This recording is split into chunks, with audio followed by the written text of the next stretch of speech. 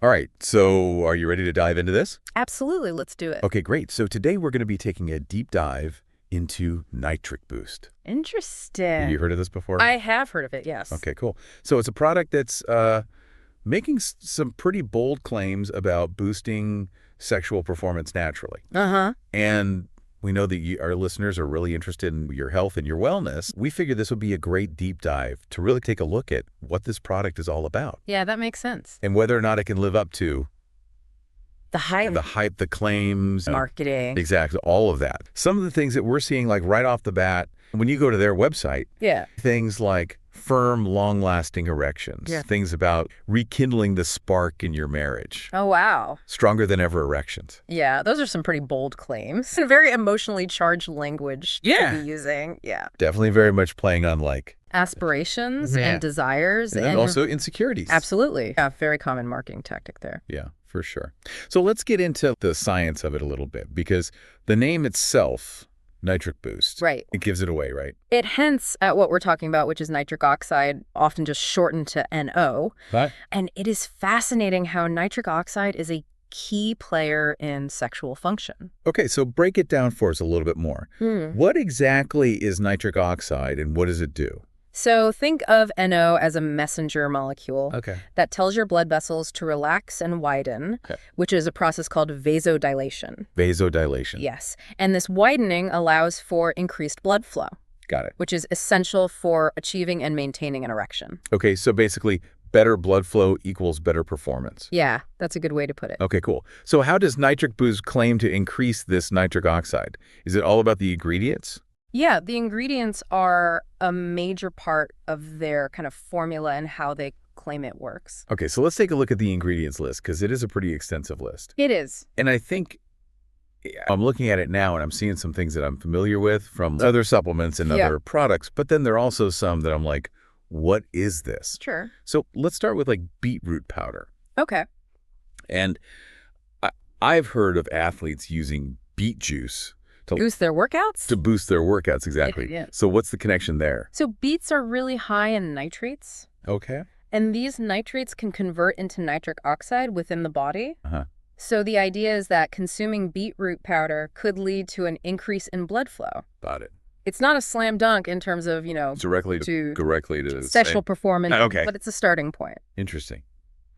Okay, so next on the list is horny goatweed. That name definitely suggests something. It certainly does. It definitely gets your attention. For sure. Yeah. So what is horny goatweed and what's the supposed connection here? So horny goatweed contains a compound called icarine. Icari. Yes.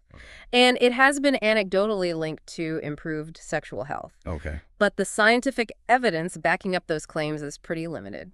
Okay, so we're not quite sure about that one. Yeah, more research is needed. Okay, then we have dong quai, Yes. which I've mostly heard about in the context of traditional Chinese medicine. Yes, that's right. It's been used for a very long time for various conditions, Uh-huh. including menstrual cramps and low libido. Oh. But again, like horny goatweed, we need more rigorous scientific research to back up its effectiveness. So we're seeing a pattern here, like traditional use, but not necessarily like the hard science to back it up. It's promising, but we need more data. Got it. Okay, what about ginkgo biloba powder? Ginkgo biloba. So that's known for its antioxidant properties, which might help protect blood vessels and reduce inflammation. Those effects could indirectly benefit erectile function, Okay. but the primary use of ginkgo biloba is really more for cognitive enhancement, like memory. Okay, so maybe a supporting role, but not necessarily the main event in this formula. Yeah, that's a good way to think about it. Okay, so moving down the list, now we're getting into some ingredients that I recognize from like the workout supplement world. L-arginine. Yes, L-arginine. So this is an amino acid that's actually a precursor to nitric oxide. Okay. So our bodies can convert L-arginine into O, Uh-huh. and it's a very popular ingredient in pre-workout supplements because of its potential to improve blood flow. Okay, but is there a risk that the dosage of L-arginine in this product is maybe not enough to make a real difference? Because we're talking about, you know, Sexual performance. sexual performance, not just... Getting a pump at the gym. Yeah, exactly. That's a really good point. Yeah. The dosage is absolutely crucial for any supplement to be effective. And unfortunately, we don't know the exact amount of L-arginine in Nitric Boost. Yep. So it's hard to say for sure what kind of impact it would have. So that's like a question mark. Yeah, a big question mark. Okay. The next ingredient, L-citrulline D-L-malate. Okay. That also rings a bell from like workout supplements. It sounds like a pretty powerful combination. It is. You've got L-citrulline, which can boost NO levels, and then you've got malate, which plays a role in energy production. Got it. And you often see this combination in products designed to enhance athletic performance. So are we seeing like a trend here where some of these ingredients are known for boosting athletic performance? Possibly. But can that then be connected to sexual performance as well? That's an interesting connection. Both require a certain level of stamina and endurance. Yeah. So it's worth considering whether those benefits could carry over. So maybe there's something there. Okay, next we have D-aspartic acid. This one sounds a little bit more Technical. Yeah. So this is an amino acid that some research suggests may influence testosterone production. Now, if that's true, it could impact both libido and erectile function.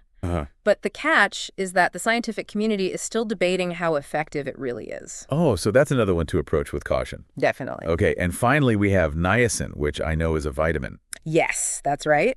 Niacin, also known as vitamin B3. Okay. It's essential for energy production and plays a role in blood flow. Okay. It's a crucial nutrient for overall health, but whether it specifically impacts sexual performance is less clear. Okay, so we've got a real mix here.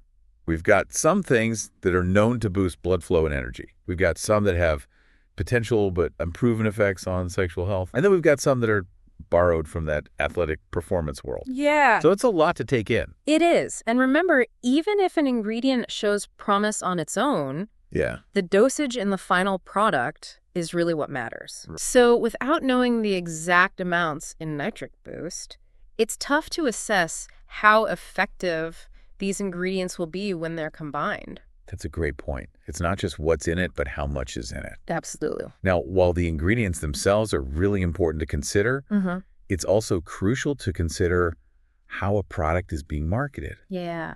And Nitric Boost isn't shy about the discounts and the free bonuses and the money-back guarantees. It's very in-your-face marketing. It is.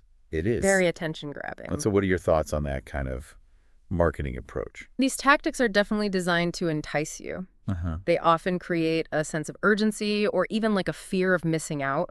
Limited time offer, don't miss out on this incredible deal. It gets your attention and makes you want to jump on it. Yeah, and that's why we're doing this deep dive. Exactly. Because we want to give people the information they need to make an informed decision, not just like an impulsive one. Now, there's one more thing that I wanted to touch on that I saw on their website, which is their green mission. Oh, yeah. They say that they plant a tree for every jar purchased. Interesting. So what are your thoughts on that? It is commendable that they're incorporating an environmental initiative. Yeah. However, we also need to be mindful of greenwashing. What is greenwashing? So greenwashing is when companies use environmental initiatives as like a marketing ploy to maybe mask some less sustainable practices elsewhere in their business. So the question becomes, does the environmental benefit outweigh any potential downsides? That's exactly the question we need to be asking. Yeah, something to think about for sure. Yeah, definitely. All right, so we've covered a lot of ground already. Yeah. The bold claims, the ingredients, the marketing tactics. A lot to unpack. I think we need to take a little break to digest all this, and then we'll come back and continue our deep dive. Sounds good. All right, we'll be right back. It is pretty wild when you think about how many products like this are out there. Oh, yeah. All promising these amazing results. And they all have their own marketing spin. Exactly. And their own blend of ingredients. It's a lot to navigate. So where do we even begin to sort through all of that and figure out what's actually worth our time and money? That's the million-dollar question, isn't it? Yeah. I think one of the most important things to keep in mind is that everybody's different. Yeah. What works for one person might not work for another. Absolutely. And our bodies are complex. Yeah. There are so many factors that can influence how we respond to anything, whether it's a natural substance or a medication or a supplement. Our genetics, lifestyle, overall health. All of that comes into play. So it's not as simple as just take this and you'll get this result. Absolutely not. Okay, speaking of individual results and experiences, Yeah. Nitric Boost has a ton of testimonials on their website. They do. People saying they got amazing results or even their relationships have been rekindled. Yeah, it's powerful stuff. It is powerful stuff. How should we as consumers weigh those personal stories against the scientific evidence or sometimes lack thereof. Because testimonials are anecdotal evidence. They're personal experiences. They're not controlled scientific studies. So we can't necessarily generalize from those experiences. It's impossible to say for sure whether those people would have experienced the same results without Nitric Boost. So where does that leave us then? Like, how do we make sense of it all? I think it's about finding a balance. Okay. Personal stories can be inspiring. Yeah. They can give us hope, but they shouldn't be the only thing that we base our decisions on, especially when it comes to our health. Especially when it comes to our health. So we need to look for that scientific backing. Yes. Or at least consider, is it plausible? Is plausible? Yeah. Based on what we know about how the body works. How the body works and the ingredients. And right. Yeah. It's about being a critical consumer. Yeah, absolutely. Yeah. Okay, so the website also mentions that Nitric Boost is all natural. Mm-hmm. But does that automatically mean that it's safe for everyone? Not necessarily. Okay. There are plenty of things found in nature that can be harmful. Yeah. Even natural substances can have side effects, or they can interact with medications that someone might be taking. So it's not a free pass just because it's from nature. Absolutely not. And everyone's body is different, so you could have sensitivities. Sensitivities, allergies. Yeah. That's a really good point. So what's the bottom line then? I think the bottom line is it's always a good idea to talk to your doctor or a healthcare professional before starting any new supplement. Especially if you have any underlying health conditions. Right, or you're taking any other medications. Yeah, because they can help you weigh the potential risks and benefits. Yeah, and they know your specific situation. Exactly. Yeah. Okay, so we've talked about the claims, the ingredients, the marketing, testimonials, and potential risks. Yeah. Is there anything else that we should consider before we move on from our Nitric Boost deep dive? I think it's worth circling back to the company's green mission. Okay, yeah, the tree planting. Yeah, planting a tree for every jar purchased. It sounds great in theory. Yeah, it does. But we need to be a little bit discerning here. How can we differentiate between a company that's genuinely committed to sustainability and one that's just using it as like a marketing tactic? Greenwashing. Greenwashing, right? Yeah, so we need to look beyond those feel-good claims and really investigate the company's practices. Like what kinds of things should we be looking for? Do they have a transparent sustainability policy? Okay. Are they making efforts to reduce their environmental impact in other areas of their business? Like packaging, sourcing of ingredients. Okay. Are they using recycled materials? Are they sourcing from sustainable farms? So it's about looking at the whole picture. It's about the bigger picture, not just that one isolated initiative. Yeah, because it's easy to get caught up in the positive messaging, but we need to be critical thinkers. Absolutely. Okay, so as we start to wrap up this deep dive, what are some of the key takeaways that you would want our listeners to walk away with? First and foremost, approach products like Nitric Boost with a healthy dose of skepticism. Okay. Don't let the marketing hype and the glowing testimonials completely sway you without really considering the evidence or lack thereof. Exactly. Research. Do your research exactly what you're doing right now by listening to this podcast. There you go. Yeah. Don't just take their word for it. Absolutely not. What else? Well, remember that everybody is different. What works for one person may not work for you. Yeah. We all have unique bodies and needs. And on that point, before trying any new supplement, talk to your doctor. Please talk to your doctor. They can help you weigh the potential risks and benefits. And give you personalized advice. Yeah, which is super valuable. Absolutely. Okay, those are all really great points. I think we covered a lot. I think so too. It's a complex topic. It is complex, and I think there's another layer I want to add here before we completely wrap up. Sure. We've talked about the power of marketing and the importance of scientific evidence and being critical thinkers and avoiding greenwashing. Right. But I think there's a bigger question here, which is how does the marketing of supplements like this influence our understanding of health and wellness? Wow, that is a big question. It is a big question. Very insightful. It's so easy to get caught up in the promise of quick fixes and miracle cures. Yep. But true health and wellness is so much more than that. It really is. It's about listening to our bodies, making informed choices. It's about a holistic approach to being. Exactly. Yeah. And how much of that is actually shaped by these external messages versus our own internal compass. That's the real challenge, isn't it? It is. It is. I want to leave our listeners with a few thought-provoking questions. Okay. We've talked about Nitric Boost's generous use of discounts and bonuses. Does a discount make a product more appealing? Even if it might not be the best choice for you. That's a good question to consider. And how about those testimonials? How much weight do you give those personal stories Right. compared to the scientific evidence? How do we balance those two? How do we find that balance? It's tricky. And then finally, what about that green mission? Right. Does a company's environmental initiative actually influence your purchasing decisions? Well, and is that something that you consider? Or are there other things that are more important to you? A lot to think about. Yeah, a lot to think about. For sure. Ultimately, the decision is yours. It is. But hopefully this deep dive has given you the information and the tools. The resources. Yeah, to be more discerning and make an informed decision. Absolutely. About Nitric Boost or any other product. Any product. That promises to enhance your health and well-being. Yeah, be critical, be informed. Exactly. It's really amazing how many products are out there promising to optimize every aspect of our lives. It really is, and it makes you wonder, like, where does it end? At what point do we say, okay, enough is enough? Exactly. So as we wrap up this deep dive into Nitric Boost, I want to leave our listeners with this thought. What does true health and wellness actually mean to you? Ooh, that's a good one.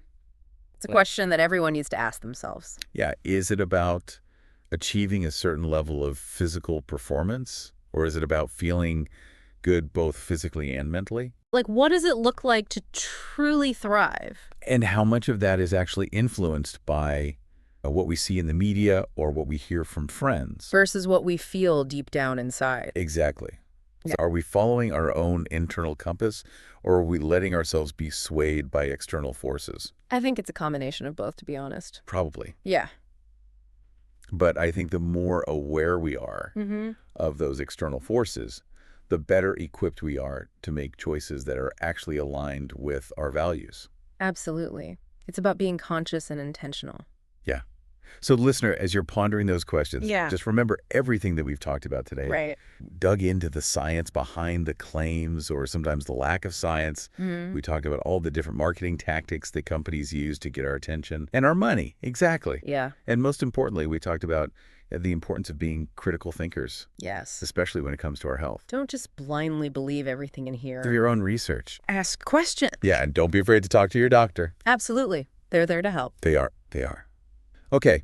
I think we've covered it all. I think so too. Thanks for joining us on this deep dive into Nitric Boost. It's been a pleasure. And remember, listener, stay curious, stay informed. And stay well. We'll see you next time.